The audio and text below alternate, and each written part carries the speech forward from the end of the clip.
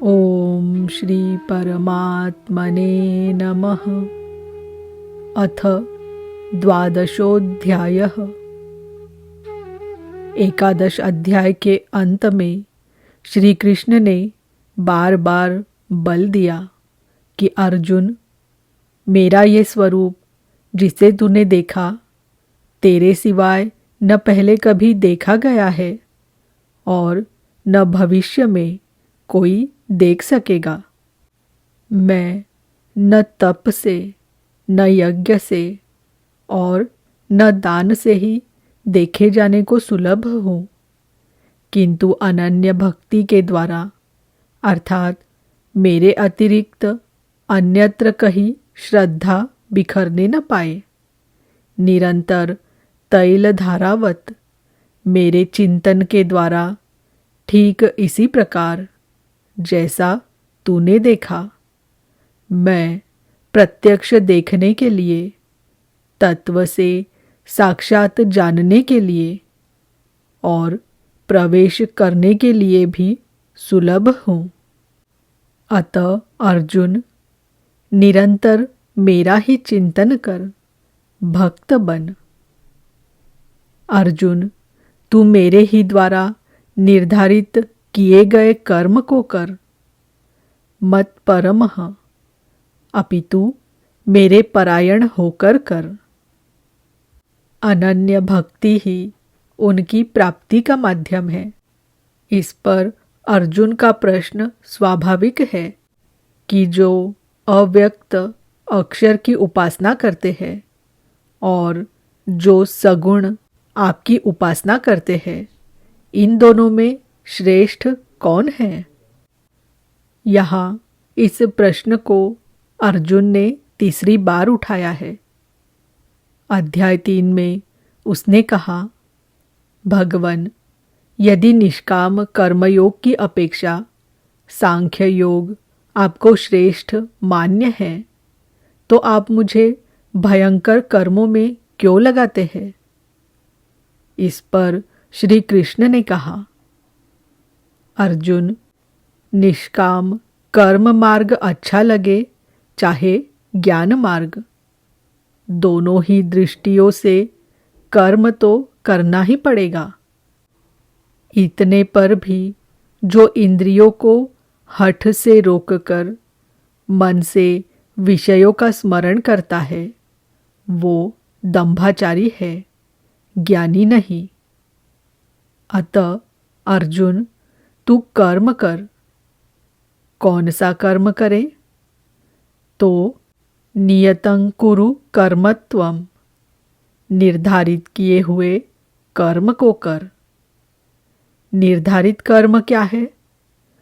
तो बताया, यज्ञ की प्रक्रिया ही एकमात्र कर्म है। यज्ञ की विधि को बताया, जो आराधना चिंतन की विधि विशेष है, परम में प्रवेश दिलाने वाली प्रक्रिया है। जब निष्काम कर्म मार्ग और ज्ञान मार्ग दोनों में ही कर्म करना है, यज्ञार्थ कर्म करना है, क्रिया एक ही है, तो अंतर कैसा? भक्त कर्मों का समर्पण करके इष्ट के आश्रित होकर यज्ञार्थ कर्म में प्रवृत्त होता है, तो दूसरा सांख्य योगी अपनी शक्ति को समझकर अपने भरोसे उसी कर्म में प्रवृत्त होता है, पूरा श्रम करता है।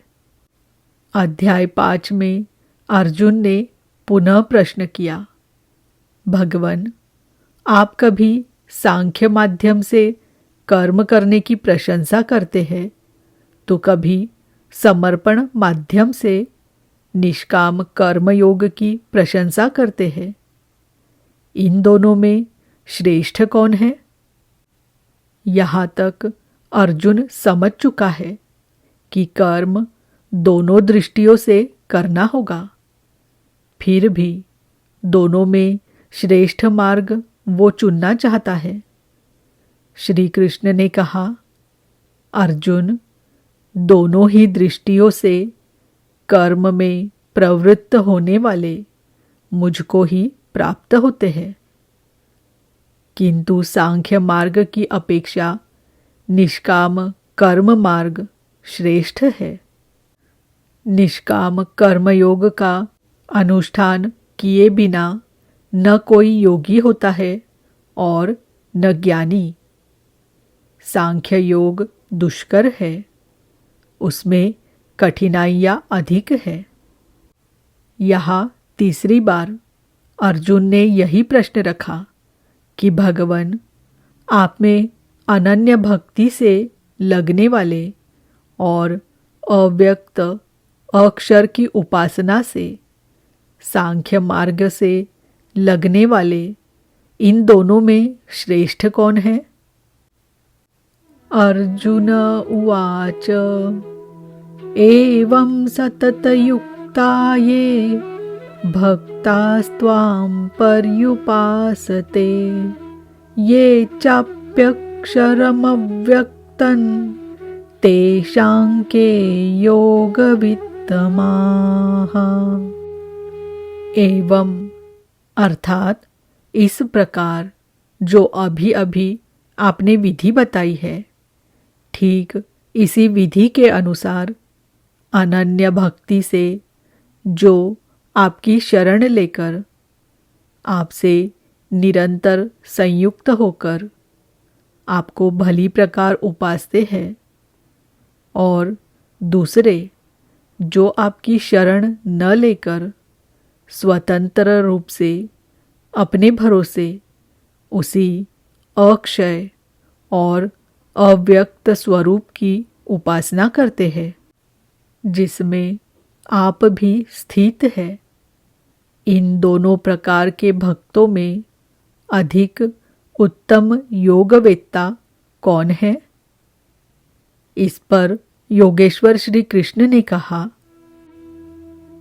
श्री भगवानुवाच मय्यावेश्य मनो ये मां नित्ययुक्ता उपासते श्रद्धया परयोपेतास्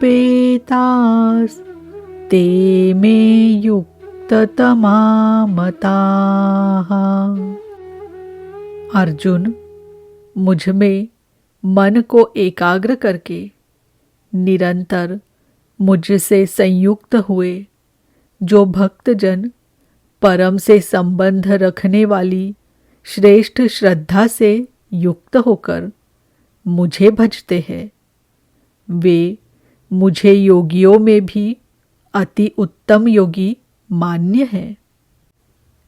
ये त्वक्षरमनिर्देश्यम् अव्यक्तं पर्युपासते सर्वत्र गमचिन्त्यै च कूटस्थमचलं ध्रुवम् सन्नियम्येन्द्रियग्रामं सर्वत्र समबुद्धयः ते प्राप्नुवन्ति मामेव सर्वभूतहिते रताः। जो पुरुष इंद्रियों के समुदाय को भली प्रकार संयत करके मन बुद्धि के चिंतन से अत्यंत परे सर्वव्यापी अकथनीय स्वरूप सदा एकरस रहने वाले नित्य अचल अव्यक्त आकार रहित और अविनाशी ब्रह्म की उपासना करते हैं, संपूर्ण भूतों के हित में लगे हुए और सब में समान भाव वाले वे योगी भी मुझे ही प्राप्त होते हैं। ब्रह्म के उपर्युक्त विशेषण मुझसे भिन्न नहीं है, किंतु क्लेशोऽधिकतरस्तेषाम् अव्यक्तासक्तचेतसाम् अव्यक्ता हि गतिर्दुःखं देहवद्भिरवाप्यते। उन अव्यक्त परमात्मा में आसक्त हुए चित्त वाले पुरुषों के साधन में क्लेश विशेष है, क्योंकि देहाभिमानियों द्वारा अव्यक्त विषयक गति दुखपूर्वक प्राप्त की जाती है। जब तक देह का भान है तब तक अव्यक्त की प्राप्ति दुष्कर है। योगेश्वर श्री कृष्ण सद्गुरु थे। अव्यक्त परमात्मा उनमें व्यक्त था। वे कहते हैं कि महापुरुष की शरण न लेकर जो साधक अपनी शक्ति समझते हुए आगे बढ़ता है कि मैं इस अवस्था में हूँ, आगे इस अवस्था में जाऊँगा, मैं अपने ही अव्यक्त स्वरूप को प्राप्त होऊंगा, वो मेरा ही स्वरूप होगा, मैं वही हूँ, इस प्रकार सोचते प्राप्ति की प्रतीक्षा न करके अपने शरीर को ही सोहम कहने लगता है। यही इस मार्ग की सबसे बड़ी बाधा है। वो दुखालयम अशाश्वतम में ही घूम फिर कर खड़ा हो जाता है, किंतु जो मेरी शरण लेकर चलता है वो ये तु सर्वाणि कर्माणि मयि सन्न्यस्य मत्पराः अनन्येनैव योगेन मां ध्यायन्त उपासते। जो मेरे परायण होकर संपूर्ण कर्मों अर्थात आराधना को मुझ में अर्पण करके अनन्य भाव से योग अर्थात आराधना प्रक्रिया के द्वारा निरंतर चिंतन करते हुए भजते हैं। तेषामहं समुद्धर्ता मृत्यु संसार सागरात् भवामि न चिरात् पार्थ मय्यावेशित चेतसाम्। केवल मुझ में चित्त लगाने वाले उन भक्तों का मैं शीघ्र ही मृत्यु रूप संसार सागर से उद्धार करने वाला होता हूँ। इस प्रकार चित्त लगाने की प्रेरणा और विधि पर योगेश्वर प्रकाश डालते हैं। मय्येव मन आधत्स्व मयि बुद्धिं निवेशय निवसिष्यसि मय्येव अत ऊर्ध्वन्न संशयः। इसलिए अर्जुन, तू मुझ में मन लगा, मुझ में ही बुद्धि लगा। इसके उपरांत तू मुझ में ही निवास करेगा, इसमें कुछ भी संशय नहीं है। मन और बुद्धि भी न लगा सके तब। अर्जुन ने पीछे कहा भी है कि मन को रोकना तो मैं वायु की तरह दुष्कर समझता हूँ। इस पर योगेश्वर श्री कृष्ण कहते हैं, अथ चित्तं समाधातुं न शक्नोषि मयि स्थिरम् अभ्यासयोगेन ततो मामिच्छाप्तुं धनंजय। यदि तू मन को मुझ में अचल स्थापित करने में समर्थ नहीं है तो हे अर्जुन, योग के अभ्यास द्वारा मुझे प्राप्त होने की इच्छा कर। जहाँ भी चित्त जाए वहाँ से घसीट कर उसे आराधना चिंतन क्रिया में लगाने का नाम अभ्यास है।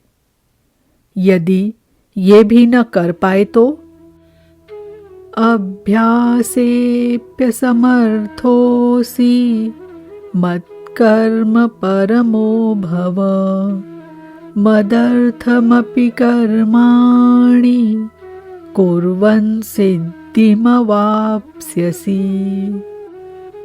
यदि तू अभ्यास में भी असमर्थ है तो केवल मेरे लिए कर्म कर, अर्थात आराधना करने में तत्पर हो जा।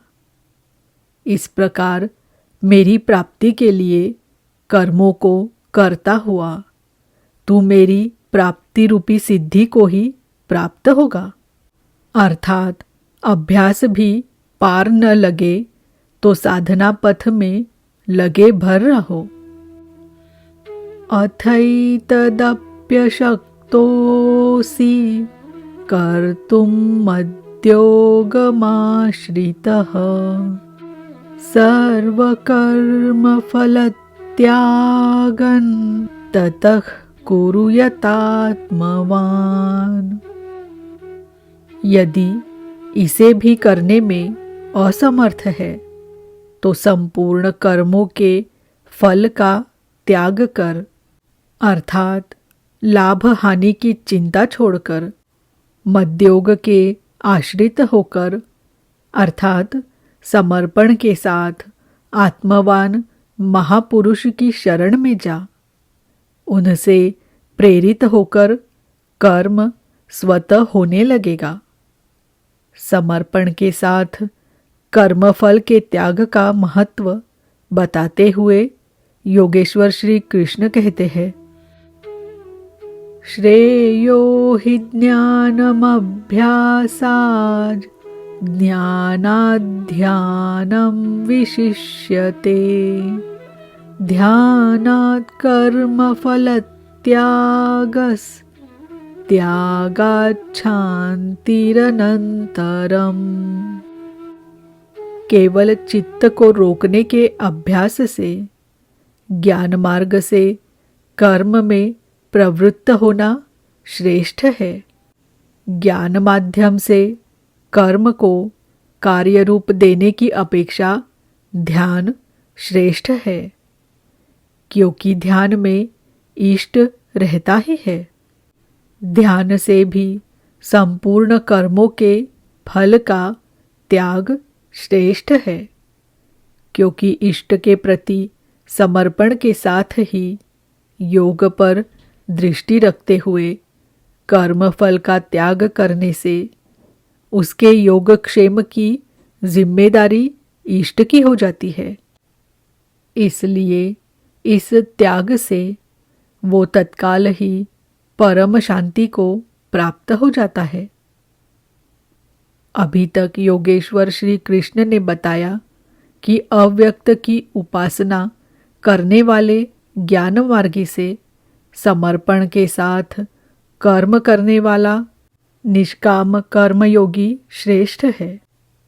दोनों एक ही कर्म करते हैं, किंतु ज्ञान मार्गी के पथ में व्यवधान अधिक है। उसके लाभ हानि की जिम्मेदारी स्वयं पर रहती है, जबकि समर्पित भक्त की जिम्मेदारी महापुरुष पर होती है। इसलिए वो कर्मफल त्याग द्वारा शीघ्र ही शांति को प्राप्त होता है। अब शांति प्राप्त पुरुष के लक्षण बताते हैं। अद्वेष्टा सर्वभूतानां मैत्रः करुण एव च निर्ममो निरहंकारस् समदुःख सुख क्षमी। इस प्रकार शांति को प्राप्त हुआ जो पुरुष सब भूतों में द्वेष भाव से रहित, सबका प्रेमी और हेतु रहित दयालु है, और जो ममता से रहित, अहंकार से रहित, सुख दुख की प्राप्ति में सम तथा क्षमावान है। संतुष्टः सततं योगी यतात्मा दृढ़निश्चयः मय्यर्पितमनो बुद्धिर्यो मद्भक्तः स मे प्रियः। जो निरंतर योग की पराकाष्ठा से संयुक्त है, लाभ तथा हानि में संतुष्ट है, मन तथा इंद्रियों सहित शरीर को वश में किए हुए है, दृढ़ निश्चय वाला है, वह मुझ में अर्पित मन बुद्धि वाला मेरा भक्त मुझे प्रिय है। यस्मान्नो द्विजते लोको लोकान्नो द्विजते च यः हर्षामर्षभयोद्वेगैर्मुक्तो यः स च मे प्रियः। जिससे कोई भी जीव उद्वेग को प्राप्त नहीं होता और जो स्वयं भी किसी जीव से उद्विग्न नहीं होता एवं हर्ष, संताप, भय और समस्त विक्षोभों से मुक्त है, वह भक्त मुझे प्रिय है। साधकों के लिए यह श्लोक अत्यंत उपयोगी है। उन्हें इस ढंग से रहना चाहिए कि उनके द्वारा किसी के मन को ठेस न लगे। इतना तो साधक कर सकते हैं, किंतु दूसरे लोग इस आचरण से नहीं चलेंगे। वे तो संसारी है ही, वे तो आग उगलेंगे, कुछ भी कहेंगे। किंतु पथिक को चाहिए कि अपने हृदय में उनके द्वारा उनके आघातों से भी उथल पुथल न होने दे। चिंतन में सूरत लगी रहे, क्रम न टूटे। उदाहरण के लिए आप स्वयं सड़क पर नियमानुकूल बाएं से चल रहे हैं, कोई मदिरा पीकर चला आ रहा है, उससे बचना भी आपकी जिम्मेदारी है। अनपेक्ष शुचिर्दक्ष उदासीनो गतव्यथः सर्वारंभ परित्यागी यो मद्भक्तः स मे प्रियः। जो पुरुष आकांक्षाओं से रहित सर्वथा पवित्र है, दक्ष अर्थात आराधना का विशेषज्ञ है। ऐसा नहीं कि चोरी करता हो तो दक्ष है। श्री कृष्ण के अनुसार कर्म एक ही है, नियत कर्म, आराधना चिंतन, उसमें जो दक्ष है, जो पक्ष विपक्ष से परे है, दुखों से मुक्त है, सभी आरंभों का त्यागी, वह मेरा भक्त मुझे प्रिय है।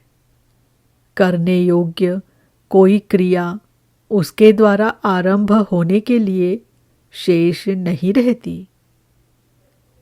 यो न हृष्यति न द्वेष्टि न शोचति न कांक्षति शुभाशुभ परित्यागी भक्तिमान्यः स मे प्रियः।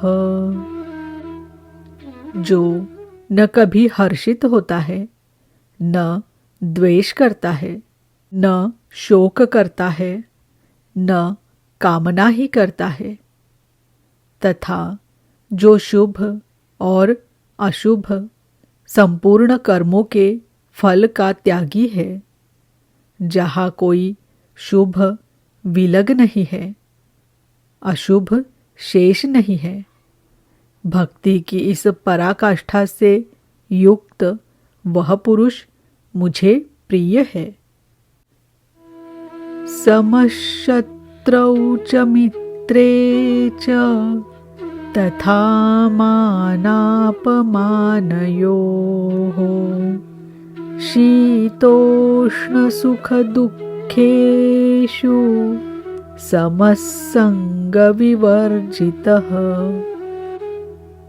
जो पुरुष शत्रु और मित्र में, मान तथा अपमान में सम है, जिसके अंतकरण की वृत्तियां सर्वथा शांत है, जो सर्दी गर्मी सुख दुखादि द्वंद्वों में सम और आसक्ति रहित है, तथा तुल्य निंदा स्तुतिर्मौनी संतुष्टो येन केनचित् अनिकेतस्थिरमतिर्भक्तिमान् मे प्रियो नरः। जो निंदा तथा स्तुति को समान समझने वाला है, मननशीलता की चरम सीमा पर पहुंचकर जिसकी मन सहित इंद्रियां शांत हो चुकी है, जिस किसी प्रकार शरीर निर्वाह होने में जो सदैव संतुष्ट है, जो अपने निवास स्थान में ममता से रहित है, भक्ति की पराकाष्ठा पर पहुंचा हुआ, वह स्थिर बुद्धि वाला पुरुष मुझे प्रिय है। ये तु धर्म्यामृतमिदं यथोक्तं पर्युपासते श्रद्धाना मत्परमा भक्तास्तेतीव मे प्रियः। जो मेरे परायण हुए हार्दिक श्रद्धायुक्त पुरुष इस उपर्युक्त धर्ममय अमृत का भली प्रकार सेवन करते हैं, वे भक्त मुझे अतिशय प्रिय है। निष्कर्ष। गत अध्याय के अंत में योगेश्वर श्री कृष्ण ने कहा कि अर्जुन, तेरे सिवाय न कोई पाया है न पा सकेगा, जैसा तूने देखा, किंतु अनन्य भक्ति अथवा अनुराग से जो भजता है, वह इसी प्रकार मुझे देख सकता है, तत्व के साथ मुझे जान सकता है और मुझ में प्रवेश भी पा सकता है। अर्थात परमात्मा ऐसी सत्ता है जिसको पाया जाता है। अतः अर्जुन भक्त बन। अर्जुन ने इस अध्याय में प्रश्न किया कि भगवान, अनन्य भाव से जो आपका चिंतन करते हैं और दूसरे वे जो अक्षर अव्यक्त की उपासना करते हैं, इन दोनों में उत्तम योगवेत्ता कौन है? योगेश्वर श्री कृष्ण ने बताया कि दोनों मुझे ही प्राप्त होते हैं, क्योंकि मैं अव्यक्त स्वरूप हूँ। किंतु जो इंद्रियों को वश में रखते हुए मन को सब ओर से समेटकर अव्यक्त परमात्मा में आसक्त है, उनके पथ में क्लेश विशेष है। जब तक देह का अध्यास अर्थात भान है, तब तक अव्यक्त स्वरूप की प्राप्ति दुखपूर्ण है, क्योंकि अव्यक्त स्वरूप तो चित्त के निरोध और विलय काल में मिलेगा। उसके पूर्व उसका शरीर ही बीच में बाधक बन जाता है। मैं हूँ, मुझे पाना है कहते कहते अपने शरीर की ही ओर घूम जाता है। उसके लड़खड़ाने की अधिक संभावना है। अतः अर्जुन, तू संपूर्ण कर्मों को मुझ में अर्पण करके अनन्य भक्ति से मेरा चिंतन कर। जो मेरे परायण भक्तजन संपूर्ण कर्मों को मुझ में अर्पण करके मानव शरीरधारी मुझ सगुण योगी के रूप का ध्यान द्वारा तैल धारावत निरंतर चिंतन करते हैं, उनका मैं शीघ्र ही संसार सागर से उद्धार करने वाला हो जाता हूँ। अतः भक्ति मार्ग श्रेष्ठ है। अर्जुन, मुझ में मन को लगा। मन न लगे तो भी लगाने का अभ्यास कर। जहाँ भी चित्त जाए पुनः घसीट कर उसका निरोध कर। यह भी करने में असमर्थ है तो तू कर्म कर। कर्म एक ही है, यज्ञार्थ कर्म। तू कार्यम कर्म करता भर जा, दूसरा न कर। उतना ही कर, पार लगे चाहे न लगे। यदि यह भी करने में असमर्थ है तो स्थित प्रज्ञ आत्मवान तत्वज्ञ महापुरुष की शरण होकर संपूर्ण कर्म फलों का त्याग कर। ऐसा त्याग करने से तू परम शांति को प्राप्त हो जाएगा। तत्पश्चात परम शांति को प्राप्त हुए भक्त के लक्षण बताते हुए योगेश्वर श्री कृष्ण ने कहा, जो संपूर्ण भूतों में द्वेष भाव से रहित है, जो करुणा से युक्त और दयालु है, ममता और अहंकार से रहित है, वह भक्त मुझे प्रिय है। जो ध्यान योग में निरंतर तत्पर और आत्मवान आत्मस्थित है, वह भक्त मुझे प्रिय है। जिससे न किसी को उद्वेग प्राप्त होता है और स्वयं भी जो किसी से उद्वेग को प्राप्त नहीं होता, ऐसा भक्त मुझे प्रिय है। जो शुद्ध है, दक्ष है, व्यथाओं से उपराम है, सर्वारंभों को त्याग कर जिसने पार पा लिया है, ऐसा भक्त मुझे प्रिय है। संपूर्ण कामनाओं का त्यागी और शुभाशुभों का पार पाने वाला भक्त मुझे प्रिय है।